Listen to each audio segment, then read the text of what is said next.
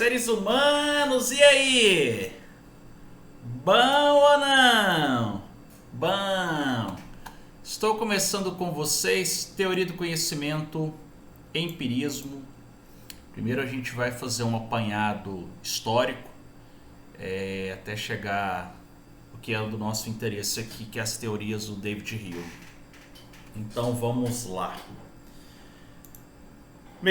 Então tá aí, ó. Os principais empiristas, eles são ingleses. Detalhe, todos esses empiristas que aqui estão foram colocados pensando a ordem cronológica. Tem aí Francis Bacon com o novo órgão, muito importante para ciências empíricas.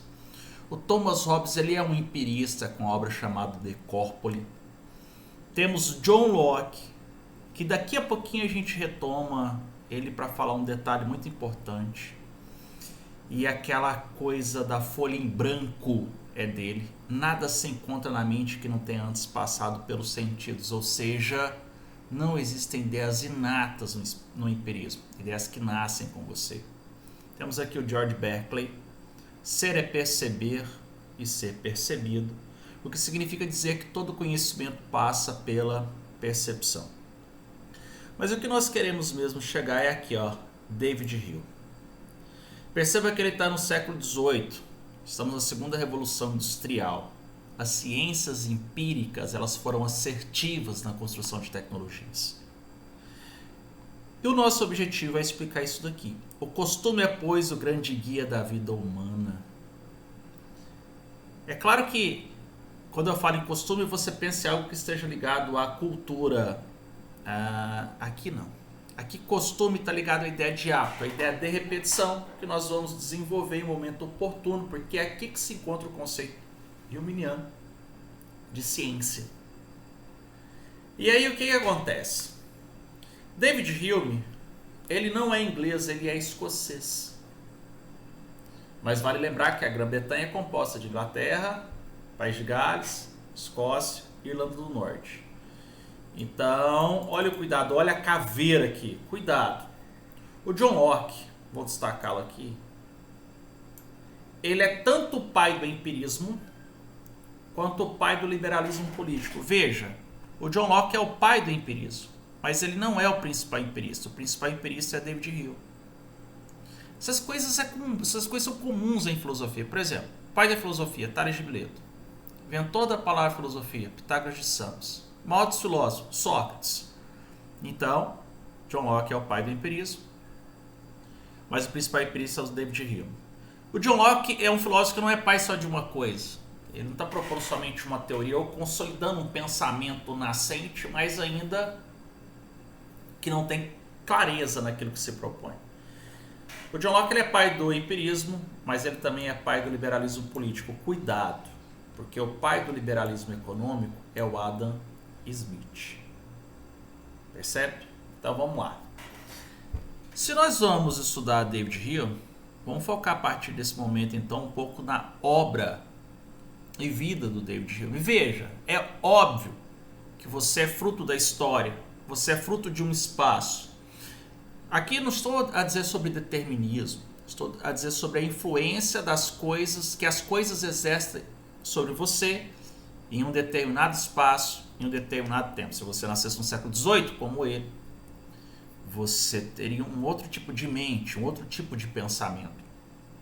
E se você nascesse exatamente na época que você nasceu, só que em um outro lugar, você também teria características culturais que são distintas e isso molda o seu ser. Então, David Hume está aí, 1711, 1776. Vamos falar um pouco sobre a vida intelectual do David Hume. Então tá aí, ó, David Hume nasceu na Escócia, embora seja considerado pela história da filosofia como um empirista inglês. Então, se cair isso para você em uma avaliação, tá correto, ele é um empirista inglês, lembra da Grã-Bretanha. Ele estudou filosofia, direito e comércio, então ele tem uma formação aí genial. Mas o sonho dele era ser conhecido como escritor de literatura, mas ficou conhecido como filósofo. Devido à sua formação nessas áreas, sobretudo direito e comércio, ele ocupou importantes cargos na diplomacia inglesa. Imagina, ele foi amigo pessoal, tá, de Jean-Jacques Rousseau e estabeleceu contato aí também com Adam Smith. Então nós estamos falando de um sujeito qualquer. David Hume é muito importante para a história da filosofia quando a gente pensa no empirismo. E de novo, ele já pega um pensamento empirista consolidado. Pá, imagina. Vem todos esses camaradas aqui propondo ideias empiristas. Aí o John Locke, ele consegue formatar essas ideias, ele consegue tornar essas ideias claras. E logo depois vem George Berkeley e por fim David Hume. Então ele já possui uma estrutura para pensar aquilo que propõe. E se está pensando, ele precisa escrever. A principal obra do David Hume é essa aqui, ó, Tratado da Natureza Humana. Meu amigo, essa obra é um camalhaço de grande. Ela é enorme e ela é dividida em 3 partes. A primeira parte trata do intelecto e é sobre esta primeira parte que nós vamos estudar aqui. Porque a primeira parte que trata do intelecto é justamente a parte de teoria do conhecimento. E essa obra não trata só sobre o conhecimento. Ela também trata sobre as paixões. Ela também trata sobre a moral. Então a parte da filosofia que busca compreender como a mente opera é teoria do conhecimento. A parte da filosofia que busca compreender as paixões humanas, ou seja, aquelas características subjetivas que impulsionam o seu ser a fazer ou a pensar algo, é a psicologia, que não é psicologia clínica não, é o seu lado subjetivo. E por fim o tratado da moral, tá? Que é uma questão sobre ética. É importante ressaltar que a aula aqui elaborada, ela tem como foco a teoria do conhecimento e o comentador principal empregado aqui é o Batista Mondini nessa obra Curso de Filosofia dos Filósofos do Ocidente. Então vamos focar. Vamos compreender essa primeira parte aqui. Como esse livro ficou muito grande, imagina, século XVIII, existe uma dificuldade de se imprimir a divulgação de uma ideia. Isso aqui ficou algo muito fantástico. Eles pediram para o David Hume para escrever sobre isso de uma maneira mais sucinta. Veja, não é um resumo. E aí nasce essa obra aqui, que é a obra mais conhecida de David Hume. Investigação acerca do entendimento humano. Só que ela não ficou uma obra pequena, não. Se a outra é uma obra grande, porque compõe 3 temas, essa aqui, apesar de ser apenas uma, ela também é uma obra extensa. Então, o que David Hume fez? Ele escreveu uma outra obra sobre o mesmo assunto. Aí sim um resumo, porque abstract significa resumo em inglês, ou abrégé significa resumo em francês. Aí sim, esse resumo, na verdade não é bem um resumo, se torna um livro mais sucinto sobre essas ideias da teoria do conhecimento de Hume. E outra área que o David Hume é conhecido, embora isso seja pouco divulgado ou pouco trabalhado, sobretudo no ensino médio, ele tem sim a pesquisa sobre os princípios da moral. Bem, então para nós interessa a primeira parte do Tratado da Natureza Humana, que é originário, investigação acerca do entendimento, que trata da mesma questão, só que em um livro único, e o abrégé, que seria uma síntese sobre essa questão da teoria do conhecimento. Bem, e agora eu vou tratar de algumas coisas aqui que são muito importantes, que é uma síntese sobre essa questão do empirismo, porque nós temos os empiristas com suas teorias empíricas e eles possuem divergências em relação uns aos outros. Só que veja, eles também possuem coisas que são comuns. Então a gente vai trabalhar isso daqui e eu preciso retomar essa questão sobre as principais características do empirismo. Aqui agora a gente vai entrar em história da filosofia. E essas características que eu vou trabalhar aqui são características genéricas, gerais, vale para os empiristas. Então tá aqui, ó. O palco inicial do empirismo é a Inglaterra. Então, se o palco inicial é a Inglaterra, significa dizer que os principais empiristas são ingleses. David Hume, empirista inglês, embora sua nacionalidade seja escocesa. O empirismo é uma corrente filosófica do período moderno, parceiro. Então eu vou grifar isso aqui, ó, do período moderno. E ela é essencialmente inglesa, porque os principais pontos estão ali.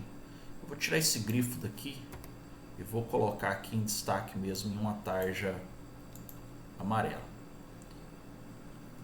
A palavra empirismo deriva dessa outra palavra que é empiria. E olha só, que se traduz geralmente por experiência, que significa contato com algo. Então, se eu pegar a palavra empiria e traduzir para a língua portuguesa, significa experiência. Experiência de experimentar. Eu só experimento alguma coisa se eu tiver contato com ela. E eu tenho 5 formas de estabelecer contato com essa coisa: visão, audição, olfato, tato, paladar. A partir do momento que eu faço uso dos meus sentidos, eu entro em contato com essa coisa. E essa coisa se revela para mim conforme o meu sentido a percebe. Percebe então que empirismo significa contato com alguma coisa. Como que eu estabeleço esse contato? A partir dos meus sentidos, a partir da minha sensação, a partir do meu ato de ver, cheirar, tocar, lamber, escutar. E aí eu vou adquirindo conhecimento. Então ninguém vai sentir vontade de beber uma coisa que nunca bebeu.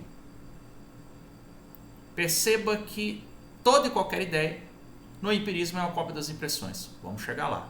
Então isso aqui é muito importante, meu. Tá lá. Continuando. O empirismo afirma que o conhecimento depende exclusivamente da ação das coisas sobre nós. Ou seja, são os objetos externos que afetam os nossos sentidos.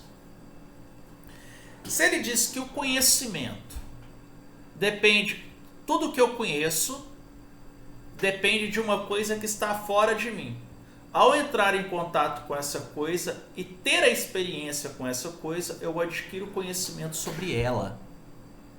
Então, tudo aquilo que conhecemos depende de objetos externos. E esses objetos externos, parceiros, eles afetam os nossos sentidos. E ao afetar o nosso sentido, eu tenho conhecimento. É mais ou menos assim, ó. Você está com fome e eu falo assim para você: pizza de frango com catupiry. É bem provável que todos que estão escutando já tenham experimentado pizza de frango com catupiry. Mas se eu virar para você e dizer assim: cara, que vontade de comer um acarajé, acho bom, hein? Não quer dizer que todos que estão aí já comeram. Então você não vai ter a percepção do que é o sabor de um acarajé. Se eu virar para você e dizer assim, ó, que vontade de comer um tacacá, uma bebida, um alimento típico do Pará. Nossa, mas é bom. É bem provável que nem todos aí tenham experimentado esse alimento.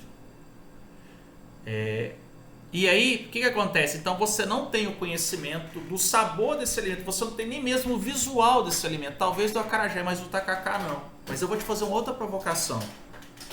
Toda pizza de frango com catupiry é a mesma coisa? Não. Todos os acarajés são iguais? São bons? Não. Isso vale para o tacacá? Vale. Então veja. O conhecimento não depende de mim.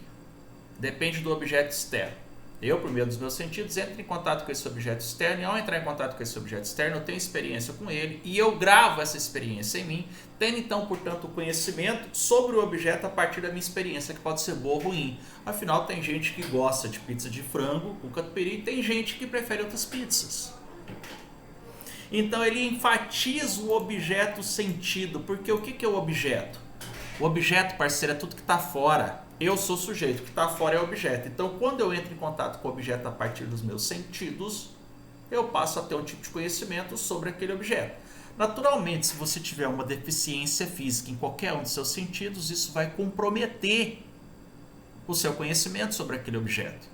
O caso clássico é a questão do deficiente visual, o cego. Uma pessoa que nasceu cega, ela jamais vai saber o que é cor. Então, esse é um ponto. Está em jogo aqui é o objeto sentido. E aí, talvez essa aqui seja a informação mais importante. Então eu vou destacar ela aqui de uma outra cor para você. Vou destacar aqui de vermelho. Eles asseveram, eles afirmam que toda a ideia presente na mente humana é uma cópia das impressões. Impressões é a mesma coisa que sentido.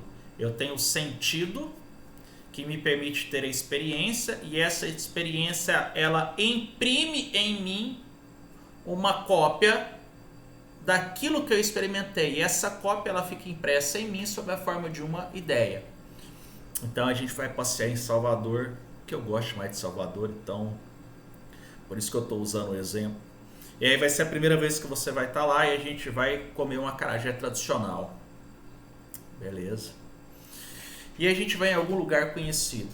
E aí você come o acarajé, então você está tendo esse sentido, essa sensação, e você imprime uma ideia do acarajé em você. Só que essa ideia, ela não é o acarajé.